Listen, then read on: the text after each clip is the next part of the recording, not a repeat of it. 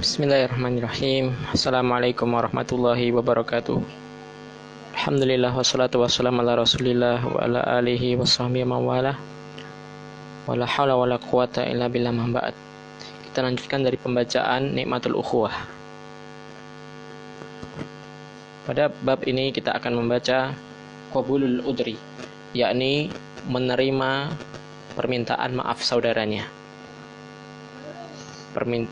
Permintaan udzur dari saudaranya, memberikan maaf dari udzur yang diminta oleh saudaranya.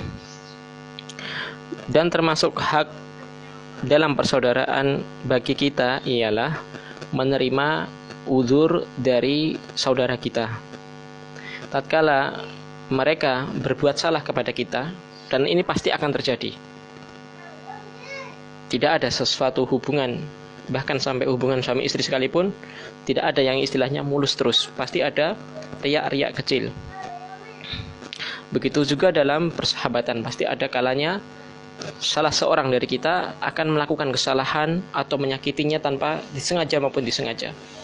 Namun yang perlu diperhatikan yakni apabila tatkala saudara kita melakukan kesalahan kepada kita dan ia menyesal dan ia meminta maaf, maka sudah seharusnya bagi kita untuk memberikan maaf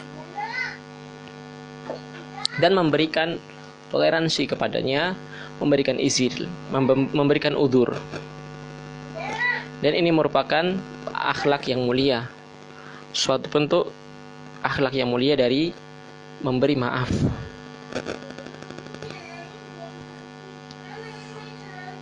Dari sahabat Abu Hurairah radhiyallahu anhu, beliau pernah mengatakan, Rasulullah SAW pernah bersabda, "Man aqala musliman aqalallahu asrotahu." Hadis riwayat Imam Abu Dawud dan Ibnu Majah, disahihkan oleh Imam Al-Albani dalam Sahih Abu Dawud dan Sahihul Jami'. Nabi Muhammad SAW pernah bersabda, barang siapa yang memberikan udzur, barang siapa yang memberikan udzur atau memberi maaf seorang muslim, maka Allah akan memberi udzur atau memberi maaf kepadanya. Barang siapa yang memberikan maaf kepada saudaranya yang meminta maaf, maka Allah kelak akan memberikan maaf pula darinya, yakni dari kesalahan-kesalahan, dari dosa-dosanya kepada Allah Subhanahu wa taala.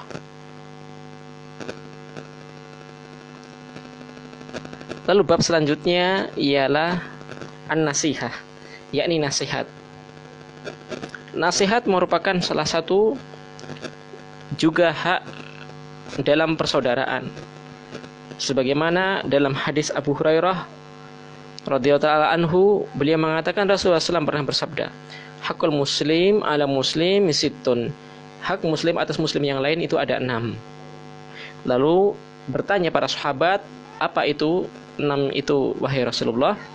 Maka Rasulullah SAW pun menjawab, idza laqitahu fasallim alaihi wa idza aka fa'ajibhu wa idza stansuhaka fansahu lahu, ila akhir hadis. Jikalau kamu bertemu dengan saudaramu, maka salam, berikan salam atasnya. Dan jika dia fa'idza aka fa'ajibhu, jika dia memberimu undangan, yakni undangan walimatul ars, maka datanglah, penuhi undangannya. Ini juga merupakan suatu bentuk kewajiban. Lalu yang ketiga, wa idza stansuhaka, dan jika ia meminta nasihat kepadamu, fansah lahu, maka berikan nasihat. Maka memberi nasihat ini termasuk salah satu dari 6 hak atas kita, yakni kewajiban kita untuk memenuhi hak saudara kita tadi.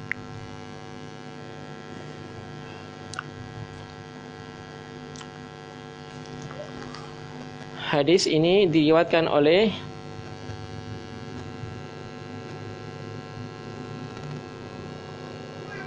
Imam Muslim. Ya, itu riwayat Imam Muslim. Lalu dalam hadis juga riwayat Imam Muslim yang lain dari sahabat Abu Ruqayyah Tamim ibn Ausin Ad-Dari, bahwasanya Nabi Muhammad SAW pernah bersabda, adinu nasihah, agama itu nasihah. Kulna liman, lalu kami para sahabat bertanya kepada Rasul, liman, bagi siapa wahai Rasul?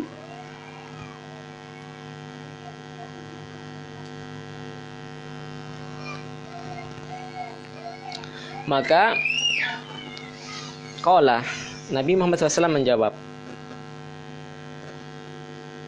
lillah wa li kitabihi wa li rasulihi wa li a'immatil muslimin wa ammatihim.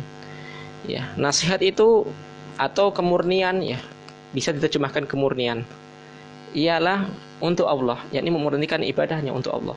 Wa li kitabih, dan untuk Al-Qur'an, ya kitabnya Al-Qur'an, yakni mengimani Al-Qur'an, membacanya, mengamalkannya. Wa li rasulihi, yakni untuk rasulnya. Untuk rasulnya ialah mengikuti, membenarkan apa yang disampaikan Nabi dan mengamalkan apa yang beliau tuntunkan dan meninggalkan apa yang beliau larang. Wali a'immatil muslimin, dan untuk imam, yakni pemimpin kaum muslimin, yakni dalam hal as-sam'u wa ta'ah, taat dan patuh kepada pemimpin dalam hal yang dalam perintah yang tidak mengandung kemaksiatan kepada Allah. Wa ammatihim, dan seluruh kaum muslimin, yakni nasihat kepada kaum muslimin, yakni memberikan nasihat kepada mereka, amar ma'ruf nahi mungkar, dan memperingatkan dari bahaya kesyirikan, kebid'ahan dan kemaksiatan, dan memberikan petunjuk kepada tauhid, sunnah Nabi, dan untuk taat kepada Allah dan Rasulnya. Berkata Imam Nawawi rahimahullah ta'ala, ya, inti poros agama yakni ada pada 4 hadis, dan inti dari 4 hadis tadi yang paling inti ialah adinu nasihah ini, ya, adinu nasihah, agama itu nasihat. Berkata Ibnul Jauzi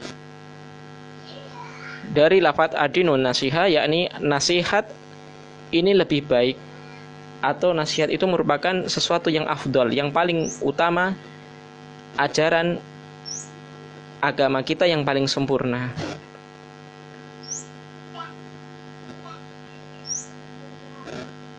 Wa nasaih li amatil muslimin, dan nasihat artinya nasihat kepada seluruh kaum muslimin, yakni iradatun lil khair lahum, yakni menginginkan kebaikan bagi kaum muslimin seluruhnya.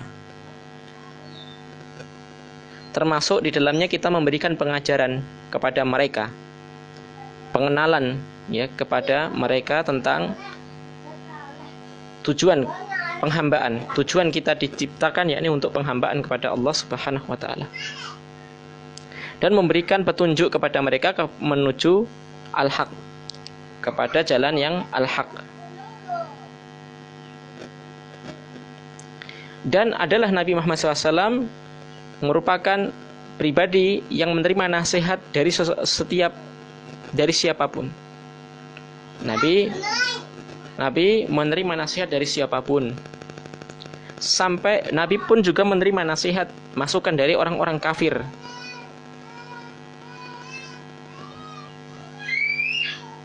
Dan kita ketahui bahwasanya Nabi ialah sebaik-baik uswah, sebaik-baik petunjuk. Maka tidak mengapa seseorang menerima masukan dari orang kafir sekalipun, atau orang yang sesat. Tatkala memang yang disampaikan itu al-haq, ya, tatkala yang disampaikan itu memang al-haq, maka kita menerimanya. Namun bukan dalil bahwasanya kita disuruh untuk menuntut ilmu kepada orang kafir atau menuntut ilmu kepada ahlul bid'ah, tidak. Bukan seperti itu, tapi menerima kebenaran dari siapa saja. Ya, ini menerima jika yang disampaikan itu memang benar, kita ikuti. Ya. Karena ini merupakan istilahnya apa? Adil, bersikap adil dan sportivitas.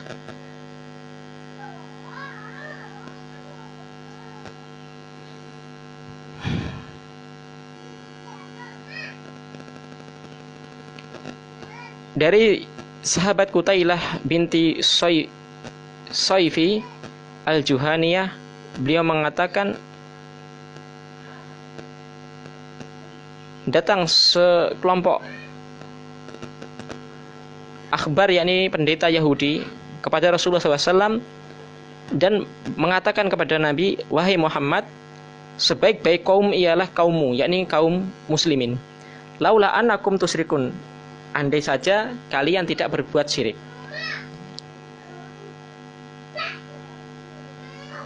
Maka Rasulullah SAW pun bersabda, subhanallahi wa madaka, maha suci Allah, apa itu? Iya. Qala, maka orang Yahudi itu, pendeta Yahudi mengatakan, taquluna idza halaftum wal Ka'bah, demi Ka'bah. Iya. Perkataan yang syirik yakni mengatakan atau bersumpah dengan nama demi Ka'bah.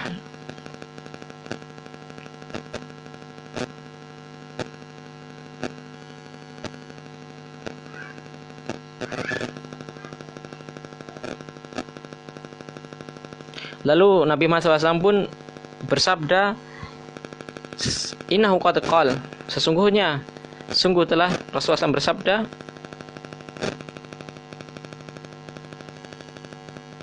faman halafa falyahlif bi rabbil Ka'bah, barang siapa hendak bersumpah maka hendaklah bersumpah dengan nama Tuhannya Ka'bah, yakni Allah Subhanahu wa taala.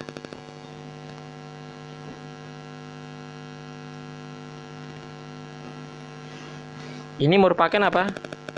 Nasihat dari pendeta Yahudi, dan Nabi pun menerimanya. Ini bukti. Atau sebagaimana kasus ketika Abu Bakar As-Siddiq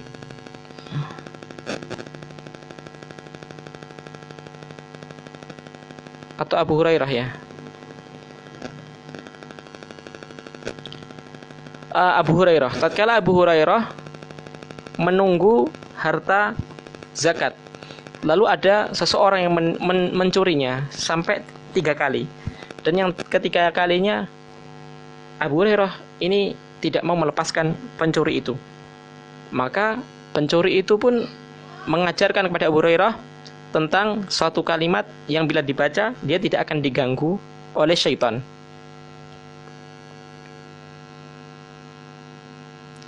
Yakni diajarkan tentang ayat kursi.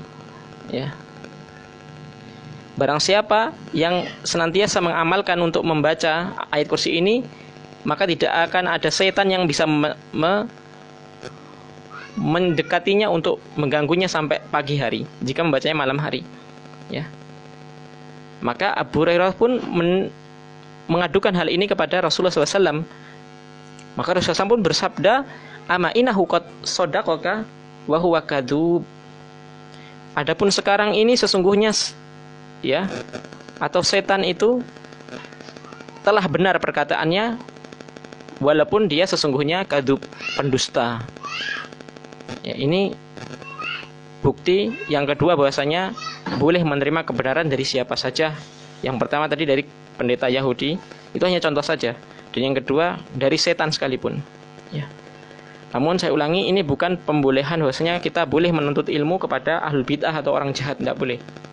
Ya. Ini hanya dalam bab menerima kebenaran. Ya, kita harus bisa mengambil istidlal itu dengan tepat. Ya. Beristidlal dengan tepat. Yakni menerima nasihat. Terlebih kalau kita punya kawan, saudara sesama muslim, maka apabila saudara kita memberi nasihat, maka barang tentu ini lebih ditekankan lagi untuk menerima nasihatnya. Karena tentu dari sahabat itu, dari saudara kita itu tentu akan timbul rasa cinta, sehingga tidaklah ia menasihati kita kecuali didasari dengan rasa cinta karena Allah Subhanahu wa taala. Mungkin ini yang bisa kita sampaikan, semoga bermanfaat. Wassallallahu ala nabiyina Muhammadin wa ala alihi wasallam. Assalamualaikum warahmatullahi wabarakatuh.